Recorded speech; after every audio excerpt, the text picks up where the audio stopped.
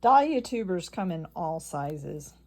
Like I've said in previous videos, this is my first year dividing, so I'm sitting here going through my tubs and seeing what I have. I've gone through these right here and labeled everything.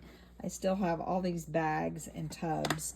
So for example, here's a bunch of Colorado Classic, and they're like really, really big tubers.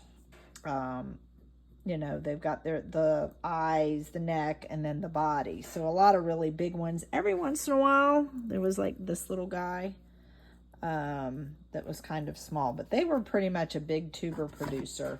I think I have another tub too to go through over there. So it was a good tuber producer. Now this is Narrows Pam, and it's like, they're good bulby looking ones.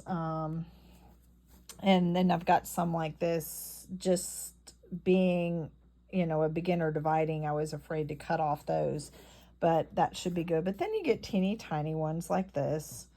And then I have one, let me find it here.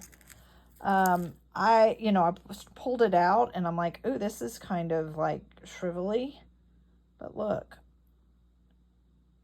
it's growing. Even though it's shrivelly, this is a little soft. It's still pretty firm. It's not as shrivelly as, say, this one here, or this little grouping, which I'm keeping just in case. You know, you never know. Something might come out of it, but just thought I'd show y'all.